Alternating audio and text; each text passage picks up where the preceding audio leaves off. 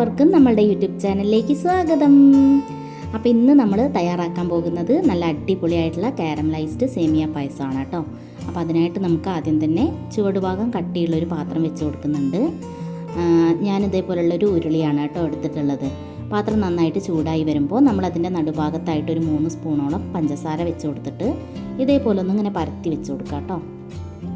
ഇനി നമുക്ക് പഞ്ചസാര നന്നായിട്ടൊന്ന് മെൽറ്റ് ചെയ്തെടുക്കാം. അപ്പോൾ ഇതേപോലെ ഇടയ്ക്കിടയ്ക്ക് ഒന്ന് ഇളക്കി കൊടുക്കാം. എന്നിട്ട് നന്നായിട്ട് അലിയിച്ചെടുക്കാം കേട്ടോ. അപ്പോൾ അതേ നമ്മുടെ പഞ്ചസാര നന്നായിട്ട് മെൽറ്റായി വന്നിട്ടുണ്ട്. നല്ല ബ്രൗൺ കളറൊക്കെ ആയി വന്നിട്ടുണ്ട് കേട്ടോ.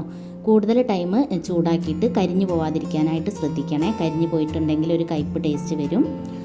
ഇനി നമുക്കിതിലേക്ക് ബട്ടർ ചേർത്ത് കൊടുക്കാം. ബട്ടറും അതേ ചേർത്ത ശേഷം നന്നായിട്ട് ഇളക്കി അലിയിച്ചെടുക്കാം കേട്ടോ. ബട്ടറും കൂടുതൽ കരിഞ്ഞു പോവരുത്, ടേസ്റ്റ് മാറും കേട്ടോ.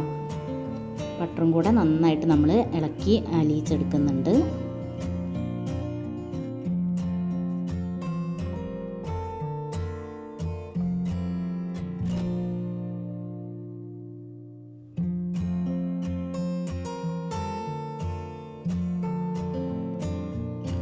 ഇനി ഇതേ നമ്മുടെ ബട്ടറൊക്കെ നന്നായിട്ട് അലിഞ്ഞ് വന്നിട്ടുണ്ട്. ഇനി നമുക്കിതിലേക്ക് പാല് ചേർത്ത് കൊടുക്കാം കേട്ടോ. ഞാനിവിടെ 1 ലിറ്റർ പാലാണ് എടുത്തിട്ടുള്ളത്. നമ്മൾ ഫ്രിഡ്ജിൽ വെച്ച് തണുത്ത പാലാണ് ഒഴിക്കുന്നതെന്നുണ്ടെങ്കിൽ നമ്മൾ കാരമലൈസ് ചെയ്തെടുത്തിരിക്കുന്ന പഞ്ചസാര ഇതേപോലെ കട്ട പിടിക്കും കേട്ടോ. അത് പേടിക്കേണ്ട, നമ്മുടെ പാല് ചൂടായി വരുമ്പോൾ അലിഞ്ഞ് ചേർന്നോളൂ കേട്ടോ. ഇനി നിങ്ങളിതിലേക്ക് ചൂടുള്ള പാലാണ് ഒഴിക്കുന്നതെന്നുണ്ടെങ്കിൽ പ്രശ്നമില്ല, അങ്ങനെ കട്ട പിടിക്കില്ല കേട്ടോ. അപ്പോൾ നമ്മുടെ പാല് ചൂടായി വരുമ്പോൾ നമ്മുടെ പഞ്ചസാരയും നന്നായിട്ട് അലിഞ്ഞ് ചേർന്നിട്ടുണ്ട്. ഇതേപ്പോൾ നന്നായിട്ട് അലിഞ്ഞിട്ടുണ്ട് കേട്ടോ. ഇനി ഞാൻ ഇതിലേക്ക് എടുക്കുന്നത് ഡബിൾ ഹോൾസിൻ്റെ സേമിയ മിക്സ് ആണ് കേട്ടോ. അപ്പോൾ നമ്മുടെ പാല് നന്നായിട്ട് തിളച്ച് വരുമ്പോൾ നമുക്കിതിലേക്ക് സേമിയ മിക്സ് ചേർത്ത് കൊടുക്കാം. അപ്പോൾ നിങ്ങൾ സേമിയ മിക്സ് അല്ല എടുക്കുന്നതെന്നുണ്ടെങ്കിൽ സേമിയ വാങ്ങിച്ചിട്ട് ചെറിയ കഷ്ണങ്ങളായിട്ട് പൊട്ടിച്ച് നന്നായിട്ട് വറുത്തിട്ട് ചേർത്ത് കൊടുക്കുക കേട്ടോ. സേമിയ ചേർത്ത ശേഷം നന്നായിട്ട് വേവിച്ചെടുക്കാം. അപ്പോൾ സേമിയ നന്നായിട്ട് വെന്ത് വരുന്നുണ്ട് കേട്ടോ. സേമിയ ഒന്ന് വെന്ത് കഴിഞ്ഞിട്ടുണ്ടെങ്കിൽ നമുക്കിതിലേക്ക് ഒരല്പം കൂടെ ഏലക്കായ പൊടിച്ചത് ചേർത്ത് കൊടുക്കാം. അപ്പോൾ ഏലക്കായ പൊടിച്ചതൊക്കെ സേമിയ മിക്സിൽ ഉണ്ടാവും, പക്ഷേ അതിൻ്റെ ഫ്ലേവർ കുറവായിരിക്കും കേട്ടോ. ഞാൻ അതുകൊണ്ടാണ് ഒരല്പം കൂടെ പൊടിച്ച് ചേർത്തിരിക്കുന്നത്. അതേപോലെ തന്നെ പഞ്ചസാര നിങ്ങൾക്ക് ആവശ്യമുണ്ടെങ്കിൽ വീണ്ടും ചേർത്ത് കൊടുക്കുക കേട്ടോ. നമ്മുടെ സേമിയ മിക്സിൽ തന്നെ ഉണ്ടാവും. മധുരം കൂടുതൽ വേണ്ടവർ ചേർത്ത് കൊടുക്കുക. എന്നിട്ട് നന്നായിട്ട് മിക്സ് ചെയ്ത് ഒന്ന് കുറുക്കിയെടുക്കുക കേട്ടോ. അപ്പോൾ അതേ നമ്മളുടെ പായസം ഈ ഒരു കട്ടിയാവുമ്പോൾ വേണം നമ്മൾ ഗ്യാസ് ഓഫ് ചെയ്യാനായിട്ട്. കൂടുതൽ കട്ടിയായി പോകരുത് കേട്ടോ.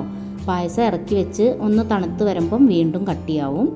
അതുകൊണ്ട് അതിനനുസരിച്ചുള്ള ഒരു കട്ടിയാവുമ്പോൾ വേണം നമ്മൾ ഇറക്കി വെക്കാനായിട്ട്.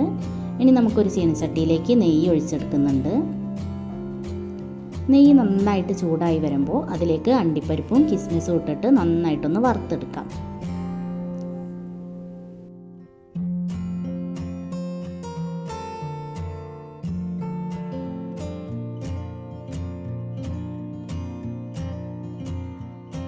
ഇനി നമുക്ക് ഈ വറുത്തെടുത്തിരിക്കുന്ന അണ്ടിപ്പരിപ്പും കിസ്മിസും നമ്മൾ ഇറക്കി വെച്ചിരിക്കുന്ന പായസത്തിലേക്ക് ഒഴിച്ചു കൊടുക്കാം കേട്ടോ.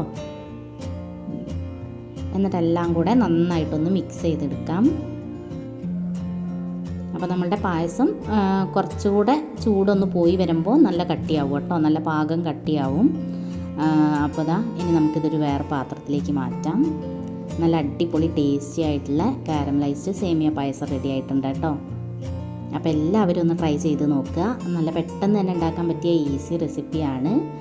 ഇഷ്ടപ്പെടുകയാണെങ്കിൽ നമ്മളുടെ വീഡിയോസൊക്കെ ലൈക്ക് ചെയ്യുക, ഷെയർ ചെയ്യുക, കമൻറ്റ് ചെയ്യുക. നമ്മളുടെ ചാനലൊന്ന് സബ്സ്ക്രൈബ് ചെയ്ത് സപ്പോർട്ടും കൂടെ ചെയ്യാൻ മറക്കരുതേ.